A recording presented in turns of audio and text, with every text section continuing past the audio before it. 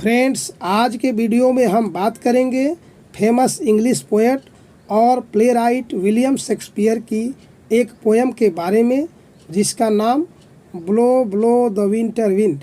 First of all हम लोग introduction to the greatest playwright and poet William Shakespeare. सबसे पहले हम लोग विलियम शेक्सपियर का परिचय को जानेंगे। William Shakespeare was born in 1564 and died in 1616। William Shakespeare का जन्म 1564 और मृत्यु 1616। The greatest playwright and poet in English literature, अंग्रेजी साहित्य में सबसे महान नाटककार और कवि।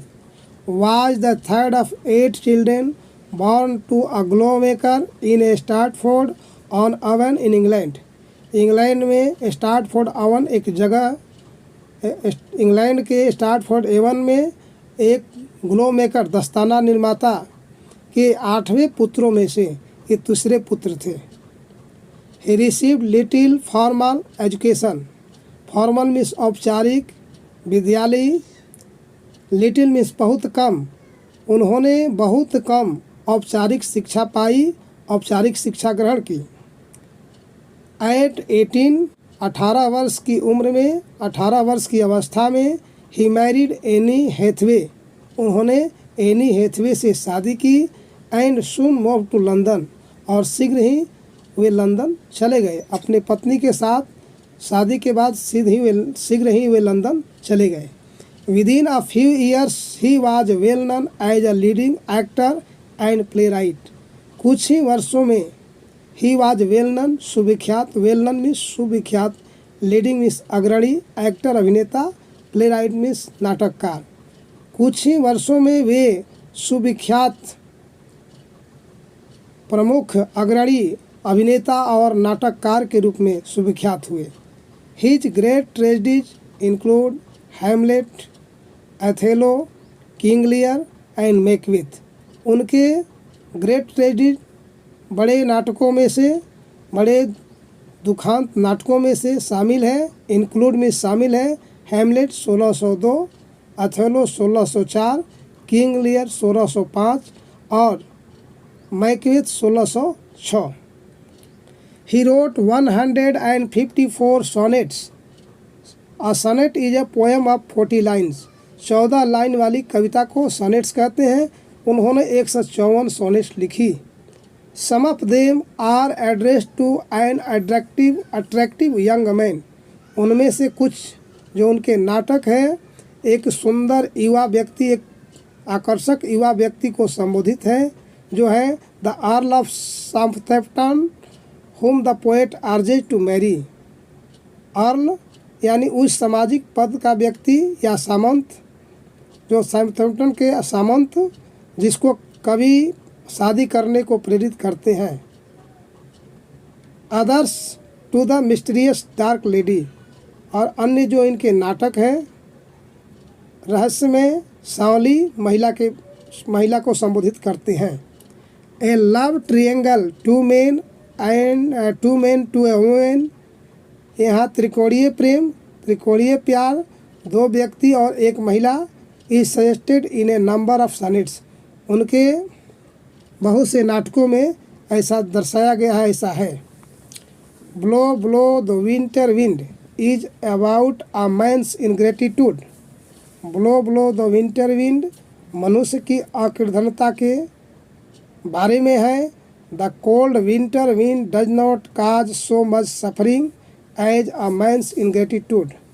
शीतकालीन ठंडी हवा उतनी कष्ट, उतनी दर्द, उतनी कष्ट नहीं देती है जितना कि मनुष्य की अकृतज्ञता। अब हम लोग पोएम पढ़ेंगे और लाइन बाय लाइन एक्सप्लेनेशन देखेंगे। इससे पहले, इस पोएम पढ़ने से पहले मैं आप लोगों को बता देना चाहता हूँ कि यह पोएम विलियम शेक्सपियर के प्रसिद्ध नाटक एज यू लाइक इट से लिया गया है।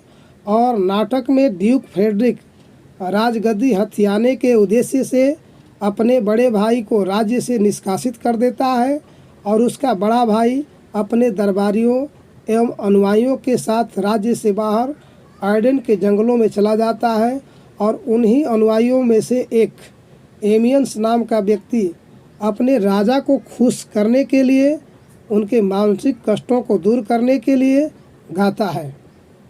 जो पोयम है blow blow the winter wind.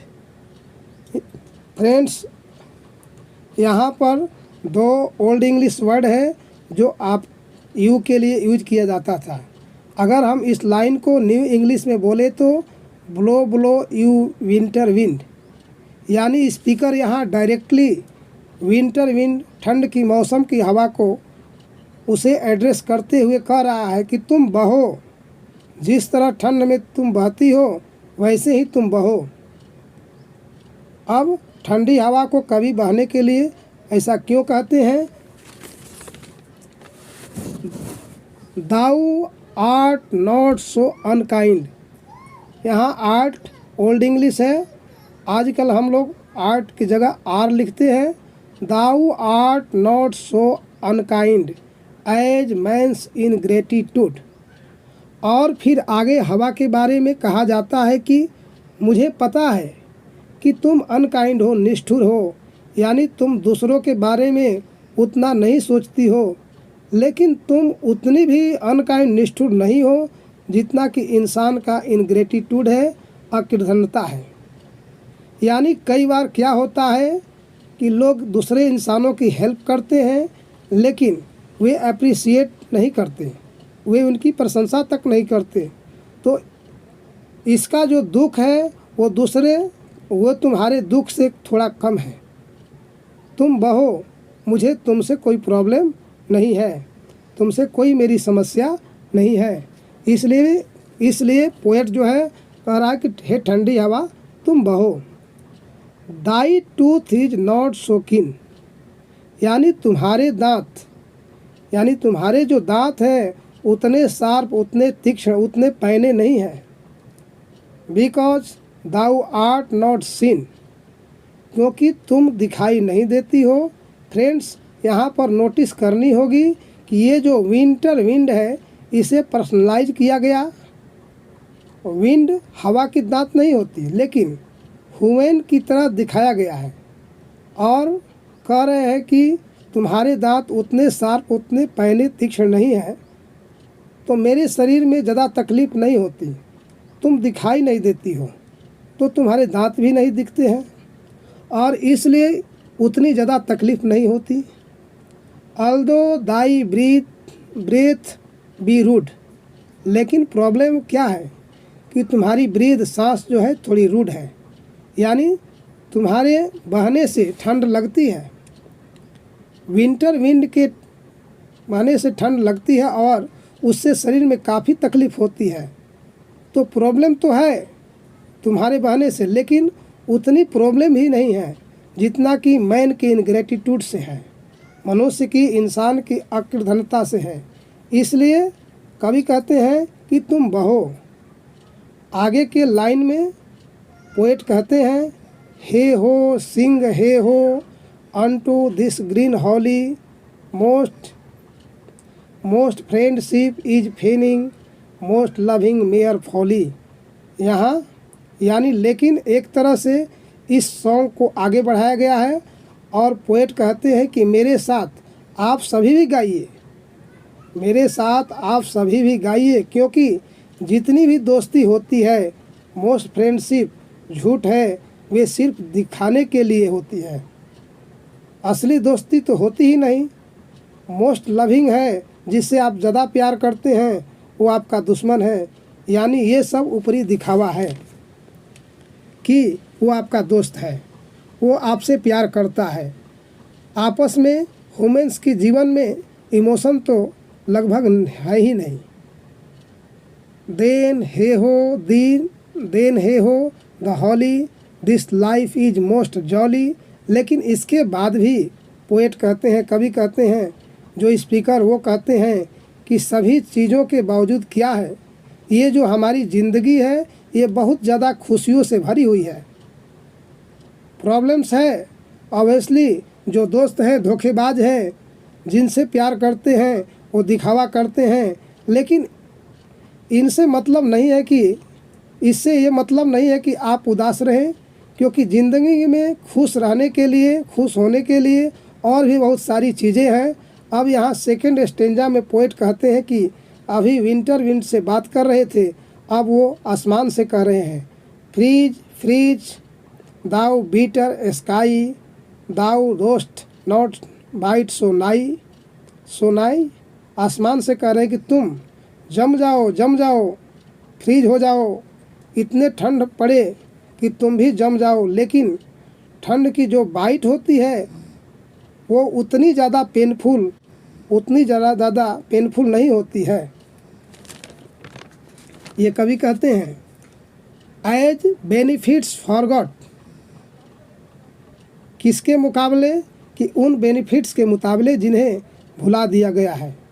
यानी आपने किसी की भलाई की, किसी की हेल्प की, उस इंसान ने आपको भुला दिया, उसने सिर्फ आपकी मदद का इस्तेमाल किया। तो इस बात का जो दुख है वो ठंड आसमान के मुकाबले कुछ भी नहीं है। दाऊ दो the waters warp, Dai sting is not so sharp. यहाँ पर पोएट कहते हैं कि भले ही वाटर स्टिंग की तरह है, वार्प की तरह है, लेकिन जो आपके डंक हैं उतना पेनफुल नहीं है, उससे इतनी ज़्यादा परेशानी नहीं होती है। एज फ्रेंड्स रिमेंबर नॉट, उस दोस्त को मुकाबले जो आपको भूल चुका है, जो आपको याद नहीं रखा है। एक तरह से यहाँ सिंपली यही कहा गया है कि नेचर कितना भी हमारे प्रति बैड बिहेवियर क्यों न शो करे, जबकि अपने फ्रेंड्स या रिलेटिव्स से किसी तरह धोखा या दिखावा देखने पर या जो चोट मिलती है वो हमारे हार्ट को तोड़ती है, वो हमारे मानसिक शांति को परेशान करती है। हे हो sing hey ho unto the green holly, most friendship is feigning, most loving is mere folly. लेकिन इतना सब होने के बावजूद भी आप सभी मेरे साथ चलिए, मेरे साथ गाइए, ऐसा पोएट कहते हैं। Then hey ho the holly, this life is most jolly. इस प्रकार कहते हैं कि यह जीवन जो है बहुत आनंदमय है, इसे हम इसका आनंद लें। तो इस प्रकार ये जो पोएम है शेक्सपियर द्वारा कंपोज की हुई, हम लोग इसका लाइन बाय लाइन एक्सप्लेनेशन पढ़े। Thanks for watching this video.